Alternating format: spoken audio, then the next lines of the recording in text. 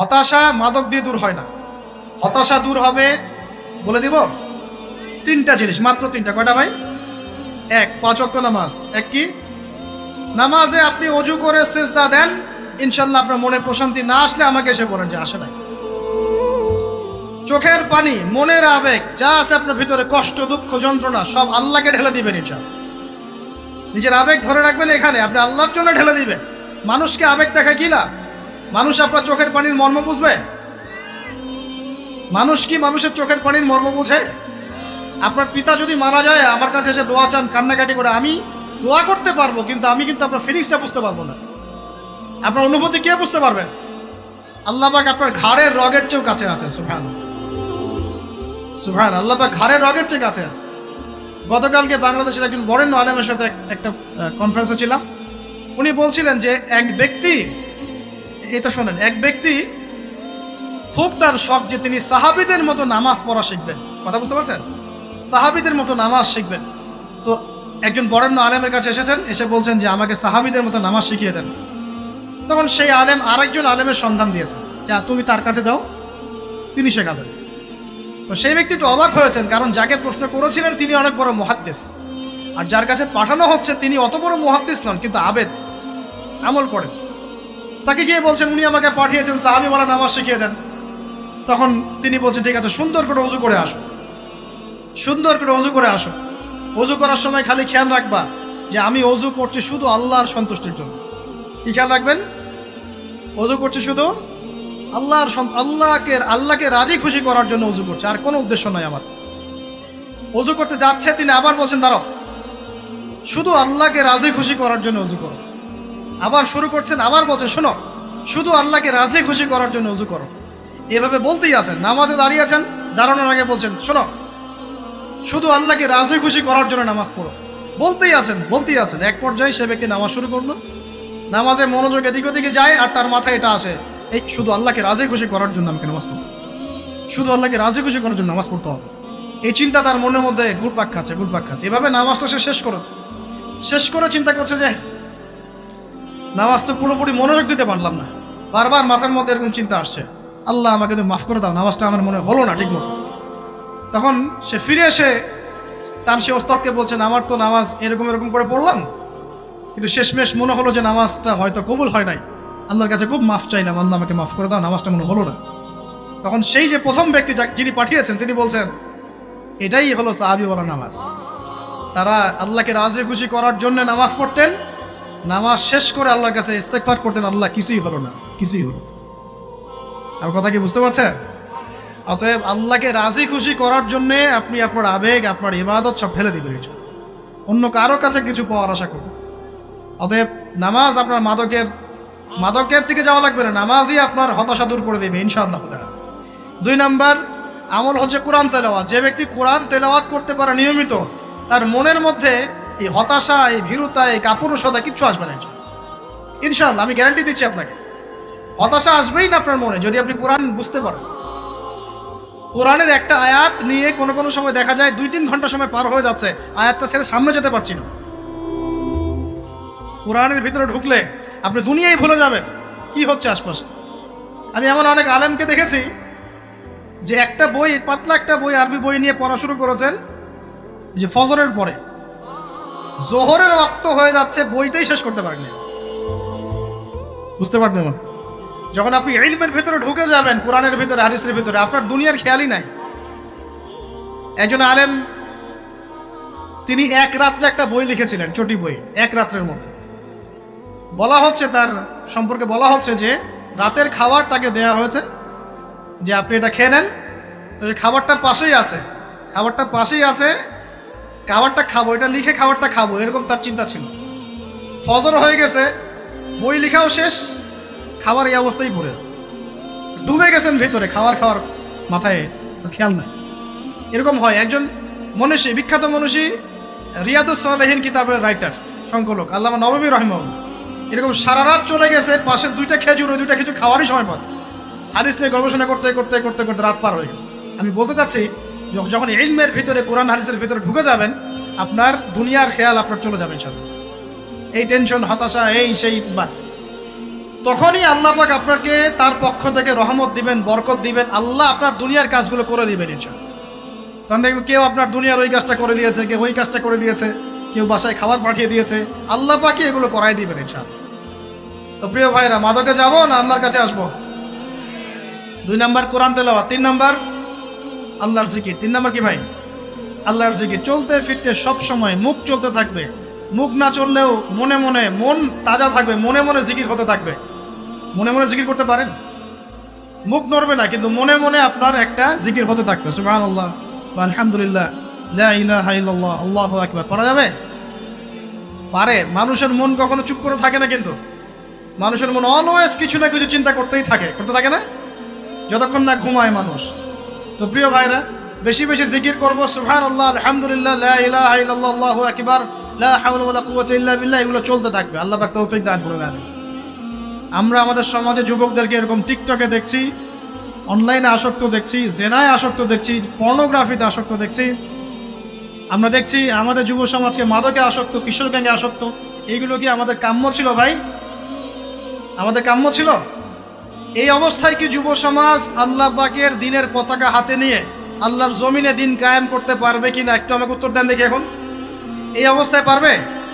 অতএব অবস্থার উন্নতি করতে হবে কিনা? উন্নতির জন্য রাজি আছি কিনা ইনশাআল্লাহ? আমরা চাই কি আল্লাহ পাকের দিনটা আল্লাহর জমিনে প্রতিষ্ঠা লাভ করুক, আল্লাহর দিন সবার ঘরে ঘরে পৌঁছে যাক, আল্লাহ পাকের দিনের যে সৌন্দর্য সবাই সেটাই, এই সৌরভটা সবাই পাক। আমরা চাই কিনা? সমাজে শান্তি প্রতিষ্ঠা হোক, আবার সেই রাসূলের মতো যুগ চলে আসুক, আমরা চাই কিনা? অতএব আমাদের সবাইকে যৌবনের এই প্রলোভনগুলো থেকে বেরিয়ে এসে আল্লাহ পাকের ইবাদতে আত্মনিয়োগ করতে হবে। আল্লাহ পাক আমাদের সবাইকে তৌফিক দান করুন, বলি আমিন। আমাদের সবাইকে আল্লাহ রাব্বুল আলামিন কুরআন এবং হাদিসের গভীর জ্ঞান অর্জন করার তৌফিক দান করুন, বেশি থেকে বেশি ইবাদত করার তৌফিক দান করুন। আল্লাহ পাক সবাইকে হারাম সমস্ত রিজিক থেকে বাঁচিয়ে রাখুন, জেনা, ব্যভিচার এবং নারীর ফিতনা, মাদক থেকে আল্লাহ বাঁচিয়ে রাখুন। আল্লাহ পাক আমাদের সবাইকে হালাল রিজিক, হালাল সম্পর্ক যথেষ্ট করে দিন।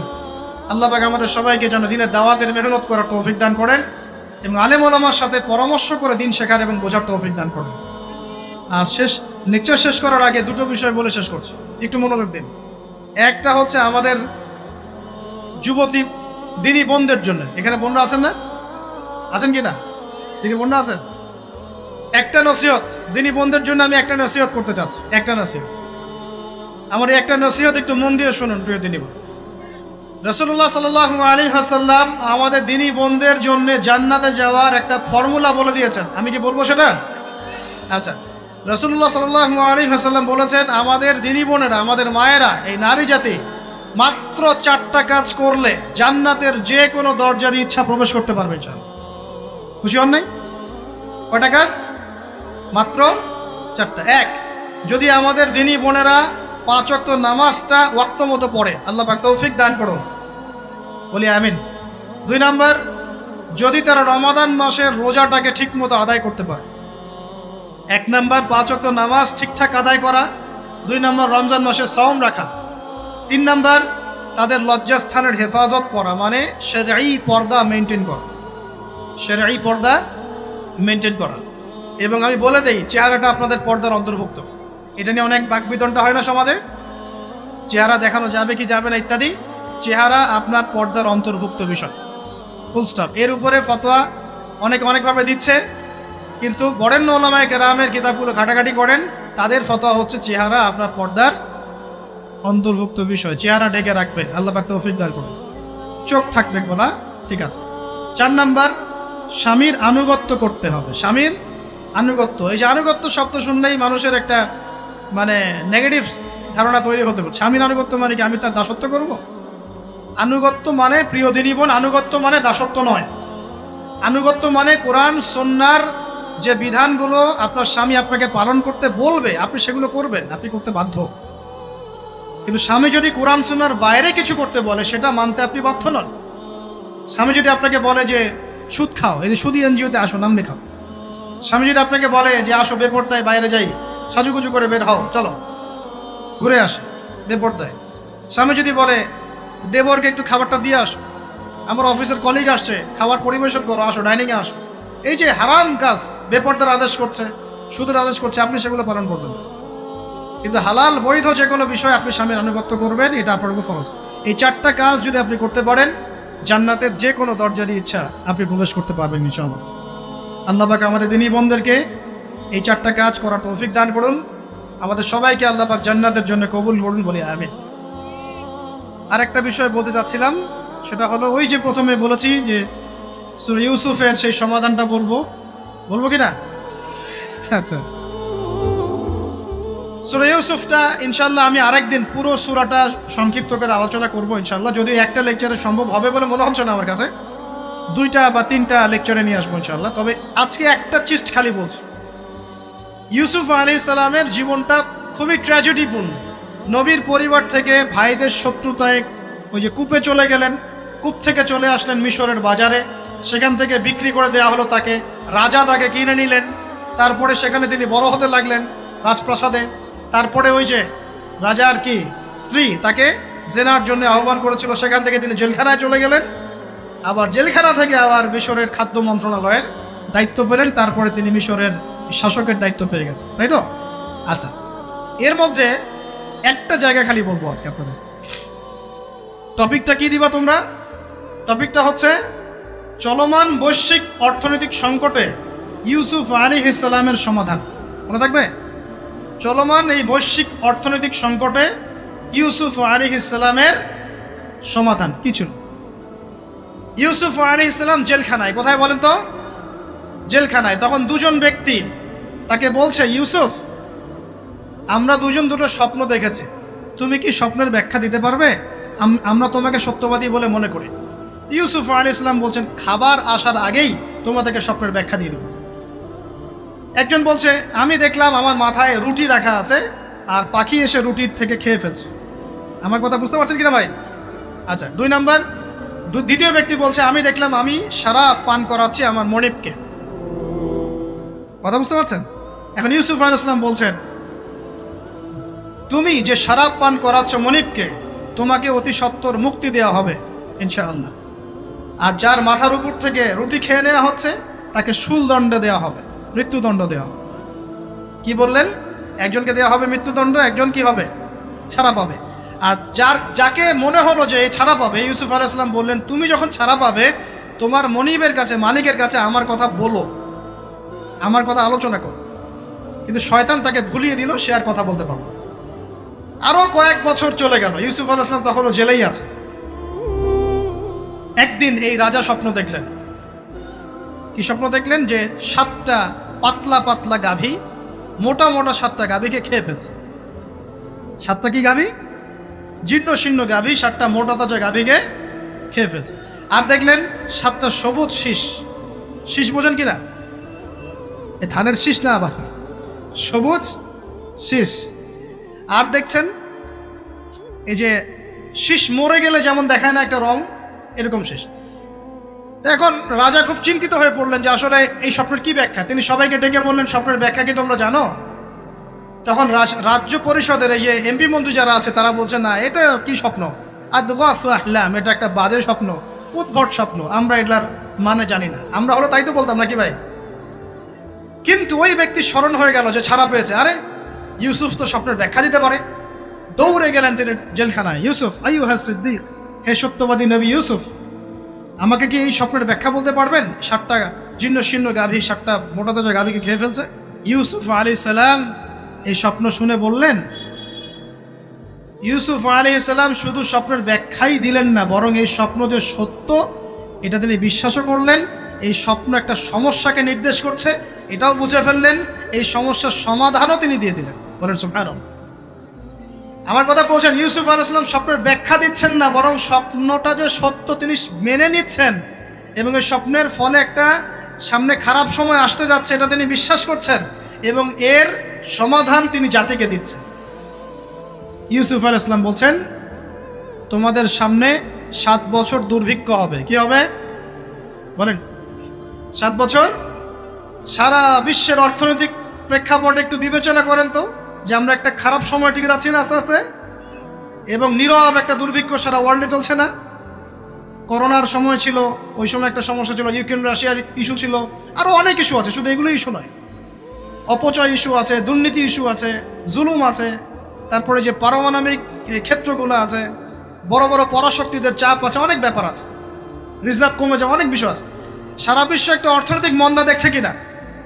ইউসুফ আলাইহিস সালাম বলেন 7 বছর তোমাদের এখানে প্রচুর ফসল ফলবে।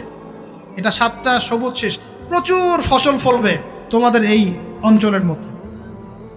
তোমরা একটা কাজ করো, তোমরা ওই 7 বছরের ফসলের যতটুকু অংশ তোমাদের না খেলে নয়, অতটুকু দিয়ে তোমরা তোমাদের জনগণের চাহিদা পূরণ করো, আর বেশি অংশটাকে রিজার্ভ করে রেখে দিও। আমার কথা বুঝতে পারছেন? ইউসুফ আলাইহিস সালাম বলছেন না যে স্বপ্নটা সত্য, তিনি সমাধান দিচ্ছেন উল্টা। এটা তো হবে সামনে, স্বপ্ন সত্য মিথ্যা তো দূরের কথা, এটা সামনে হতে যাচ্ছে। 7 বছর তোমরা প্রচুর ফসল ফলাবে, এই ফসলের একটা বড় অংশ রিজার্ভ করে রেখে দিও, আর বাকি অংশটা দিয়ে তোমরা জনগণের চাহিদা পূরণ করো। মানে অপচয় করা যাবে না, যাবে কোনো সম্পদ অপচয় করা যাবে না। এরপর তোমাদের সামনে আসবে 7টা বছর দুর্ভিক্ষের বছর, আকাশ বৃষ্টি বন্ধ করে দেবে। আকাশ কি করবে? বৃষ্টি বন্ধ করে দেবে। তার মানে ওই 7 বছর আমরা কিভাবে চলবো তাহলে? এই যে রিজার্ভ করেছি, এই রিজার্ভ বা সঞ্চিত সম্পদ দিয়ে আমরা 7 বছর চলবো। এরপরে আল্লাহ রাব্বুল আলামিন 8ম বছরে আকাশ থেকে বৃষ্টি বর্ষণ করবেন, আবার ফসল ফলবে। কথা কি বুঝতে পারছেন? এই ব্যাখ্যা অন্যরা দিতে পারলো না, ইউসুফ আলাইহিস সালাম দিতে পারলেন। এই ব্যক্তি দৌড়ে গিয়ে রাজাকে বলল, এই হলো স্বপ্নের ব্যাখ্যা। রাজা ইউসুফ এই স্বপ্নের ব্যাখ্যা দিয়েছেন। রাজা কত বিচক্ষণ ছিলেন, রাজা সত্য মিথ্যা চিনতেন। তিনি বুঝতেন যে আসলেই সত্য কাকে বলে, মিথ্যা কাকে বলে। এই আমার এমপি মন্ত্রীরা শোনো, তোমরা কেউ সমাধান দিতে পারো নাই, ইউসুফ সমাধান দিয়েছে। ইউসুফকে আমার কাছে নিয়ে আসো, আমি তাকে আমার কাছে নিকটে আসন দিব। বলেন সুবহানাল্লাহ। এবার ইউসুফ আলাইহিস সালামকে ডেকে তিনি সম্মানিত করলেন। সম্মানিত করে বললেন যে কোন দায়িত্ব দিলে তুমি আমাদের এই রাজ্যটাকে বাঁচাতে পারবে এই দুর্ভিক্ষের হাত থেকে?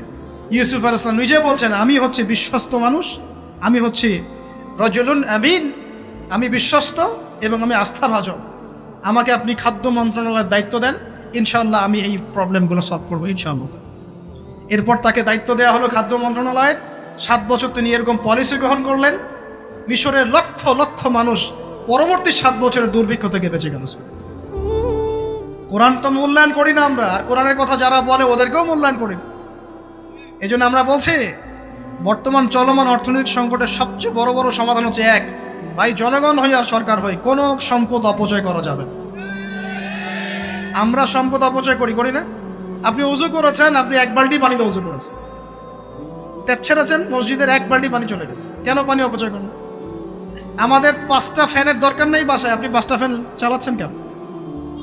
আপনি ঘর থেকে বের হলেন, ফ্যান চলছে, কেন চলছে? ঘর মুছেছেন, ফ্যান ছেড়ে দিয়েছেন, এই যে পাখা বাতাসে শুকাবে মাটি, কেন? এসি চালিয়েছেন, 24 ঘন্টা চালানোর কি দরকার? 2 ঘন্টা চালিয়ে বন্ধ করলে হয়। বিদ্যুতের ব্যাপার, গ্যাসের ব্যাপার, তেলের ব্যাপার, আমরা কি কম অপচয় করি মনে হচ্ছে আপনার কাছে? আমরা প্রচুর অপচয় করি। আর আমরা জনগণরা সাধু না, আমরা বেশি অপচয় করি। আমরা অপচয় করি না ভাই? প্রমাণ আপনি নিজের বাসায় পাবেন। পানির অপচয়, আপনার তেলের অপচয়, আপনার গ্যাসের অপচয়, আপনার বিদ্যুতের অপচয়, এগুলোর উপর কঠিন আইন করা দরকার। অপচয় করলে শাস্তি দিতে হবে, অপচয় করা যাবে না। অপচয় কমালে কি হবে? আমরা সম্পদ বেশি রিজার্ভ করতে পারবো। এই যুগে কি কি সম্পদ রিজার্ভ করলে আমরা সচ্ছল হতে পারবো? এই হেদায়েতগুলো আপনাকে ওই সোকল প্রোটেস্ট্যান্ট মৌলবীরা দিতে পারবে না ইনশাআল্লাহ তাআলা, কারণ তাদের কাছে ইকোনমিক্সের জ্ঞান নাই। এই যুগে যদি আমরা গ্যাস রিজার্ভ করতে পারতাম, তেল রিজার্ভ করতে পারতাম, গোল্ড রিজার্ভ করতে পারতাম, সিলভার রিজার্ভ করতে পারতাম, এবং যে কারেন্সি সারা ওয়ার্ল্ড ওয়াইড চলছে এখন, এগুলোকে রিজার্ভ করতে পারতাম, এবং জনগণের যতটুকুতে প্রয়োজন এতটুকু সাপ্লাই করে বাকিটা রিজার্ভ করে রাখতে পারতাম, আসন্ন সময়ে এটা দিয়ে আমরা বৈশ্বিক সংকট মোকাবেলা করতে পারতাম। আমার কথা রাগ করলেন? আমি কি কারো শত্রু, কোনো দলের লোক? আমি আপনাদের জাতির একজন, আপনাদেরই ভাই, আপনার শুভাকাঙ্ক্ষী, এবং আপনি আর আমরা ভাইয়ের মতো। কিসের মতো? নিজের ভাইয়ের মতো। আপনার গায়ে আঘাত লাগলে আমি কষ্ট পাবো, আপনাকে কেউ গালি দিলে আমি কষ্ট পাবো। আমাদের জনগণের ক্ষতি হলে আমাদের বুক কাঁদবে না? জনগণের ক্ষতি হলে, দুঃখ দুর্দশ হলে আমাদের বুক কাঁদা উচিত, উচিত কি না? আমাদের সবাইকেই যার যার দায়িত্ব পালন করতে হবে। আমরাও অপচয় বন্ধ করে দেবো ইনশাআল্লাহ তাআলা। রাজি আছি ইনশাআল্লাহ? যত বাকি বকেয়া সব আছে সব পরিশোধ করার চেষ্টা করবো ইনশাআল্লাহ। আমরা সরকারি সম্পদ অন্যায়ভাবে আত্মসাৎ করব না, এবং আমরা আমাদের সমাজে যত দুর্নীতি আছে এটা বন্ধ করতে হবে। যত প্রকার দুর্নীতি আছে বন্ধ করতে হবে, যত কালো টাকা আছে সাদা করতে হবে, এবং সাস্টেইনেবল অ্যাসেটগুলোকে রিজার্ভ করতে হবে, তাহলে আগামীতে বিশ্ব ডুবে যায় যাক, বাংলার মাটি ডুববে না ইনশাআল্লাহ। ইউসুফ আলাইহিস সালাম এই হেদায়েত আমাদেরকে দিয়ে গেছেন, কোরআনের মাধ্যমে আল্লাহ এই হেদায়েত আমাদেরকে দিয়ে গেছেন। আল্লাহ পাক আমাদের সবাইকে কোরআন বোঝার তৌফিক দান করুন।